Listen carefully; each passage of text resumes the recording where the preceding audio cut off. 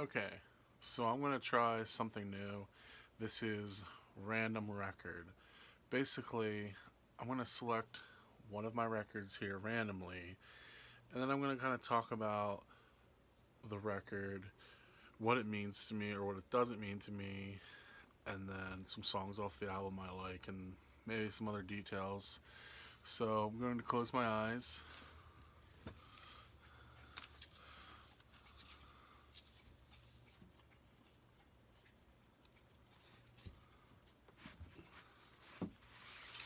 And what do we have? Kenny Loggins, Night Watch. So I haven't really listened to this album the whole way through. Um, Here's the back. But there's one song, let me find it here.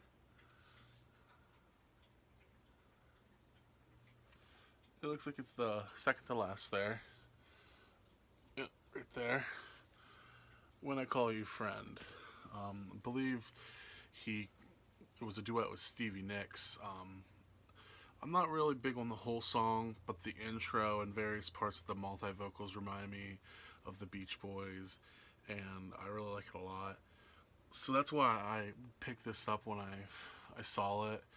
Um, I really like Kenny Loggins. I'm Alright. It's one of my favorite songs. It's off Caddyshack. I wish he had done more songs like that because it's a really great song that I really like a lot. What else is on here? What a Fool Believes. He co-wrote that with Michael McDonald, who did that song with the Doobie Brothers. And that's about all I really know off this album. Like I said, I haven't really listened to it too much, but I I like Kenny Loggins has done.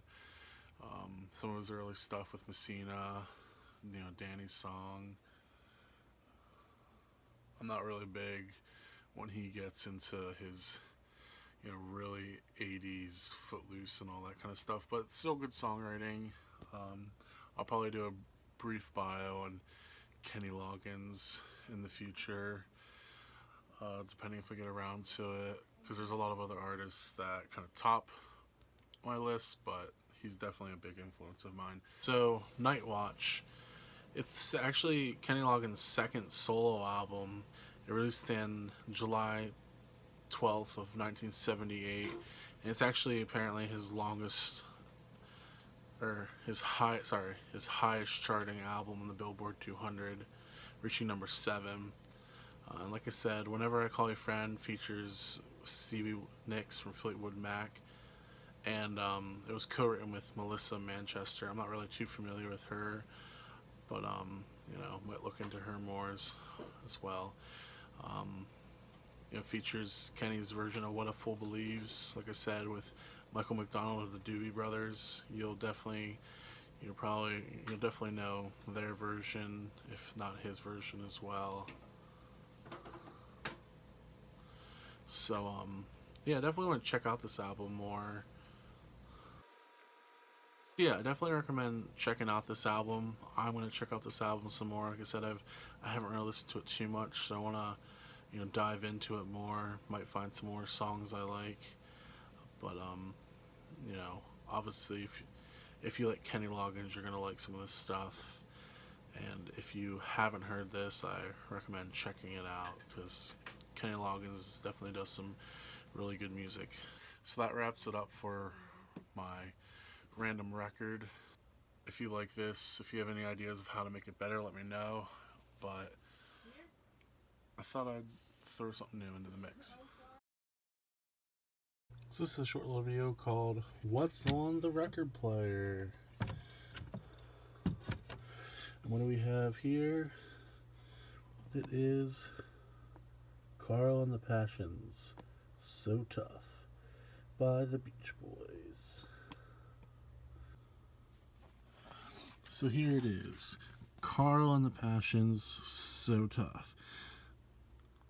It's actually backed with Pet Sounds. This is the inside. This would have been from the Carl and the Passions era picture, but you got the track list there. I really like Hold On Dear Brother. That's probably my favorite song off this album. And there's Pet Sounds. So Carl and the Passions, So Tough was the 18th studio album by the Beach Boys.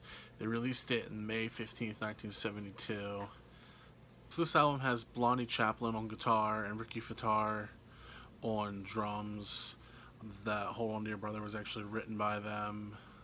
Like I said, it's one of my favorite songs on this album. But there's some other good songs as well. Bruce Johnson, who was actually in the band since around California Girl, was actually left during the sessions of this.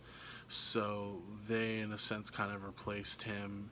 And it kind of, you can tell with the sound of the album, it has kind of this kind of like soul and blues kind of feel to it, that they're kind of going in the direction that was helped on by Blondie and Ricky.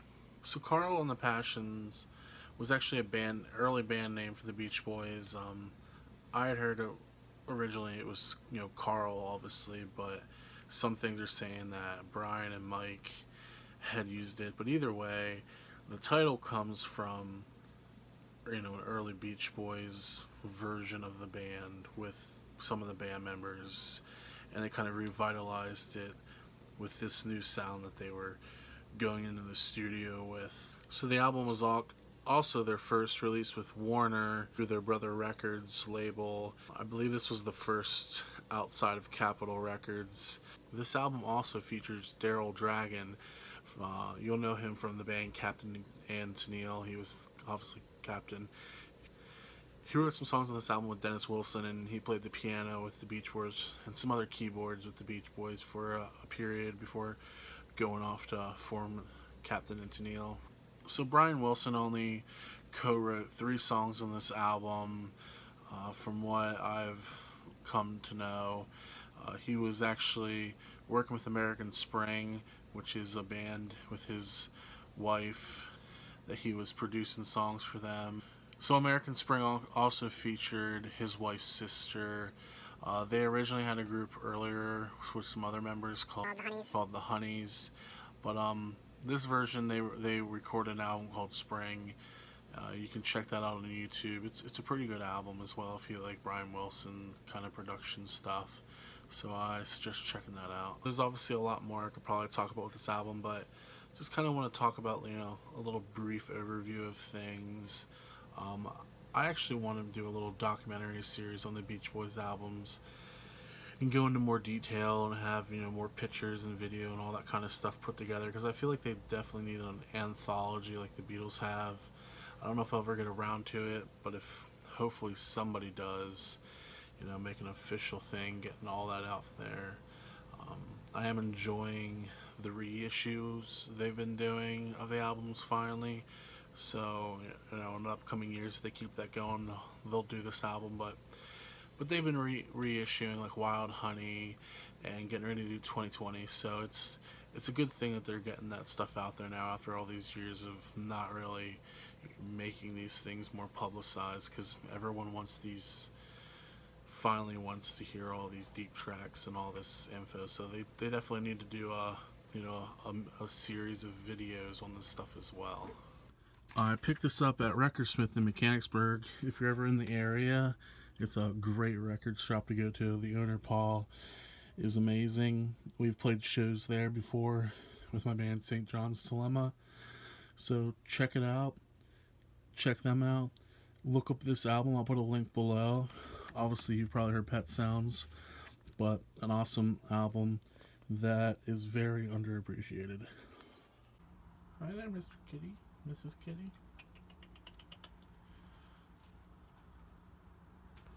So, 2 small videos, just kind of adding more variety.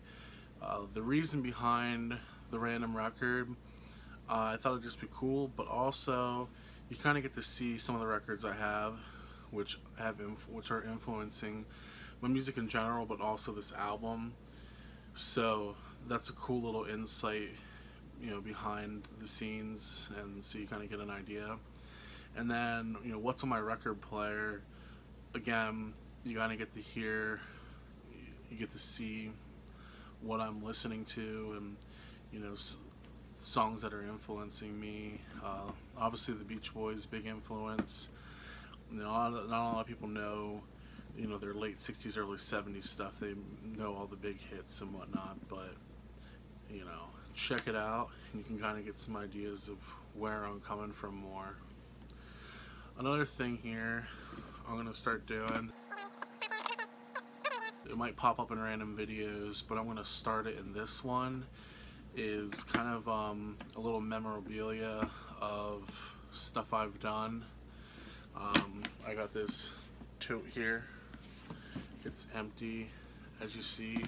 I'm going to start collecting all of my personal music stuff in this tote. You know, keep it nice and safe. But as I find stuff and go through it and put it in here, I will update it. So I'm gonna find something here to start it off with and talk a little bit about it. So I hope you enjoy that. Okay, so let's move some things. Here's the box. It's empty. The first thing I'm going to put in my, what I'm calling memorabilia box, is this here. This is a poster I did. This is also going to be the drawing for artwork when it posts for today, but it is for my band St. John's Dilemma for an Earth Day festival we did. I think this was in 2015 or 16. It was in Mechanicsburg, downtown Mechanicsburg. We had went from being a band with horns and stuff, and we were having problems getting people. So we broke down and went back to just being a three-piece. At the time, my brother-in-law Blake was on drums, and James, who plays tenor sax and some other instruments in the band now, he was in the band then, and he had switched over to just playing bass. So we did a three-piece for that, and this is the poster I came up with. Okay, this was actually 4/21/17, so I was off when I said 2015. I believe we might have numbered these. I'm not seeing this one numbered as the original though. I believe we did number the ones we printed, so there's a couple out there somewhere. I'm not sure. I don't remember exactly how many we printed though, but this is my first thing going in the box there, and I'll continue putting things in there and sharing them with you. But that is it for that. Like, subscribe. Have a good day. Thanks.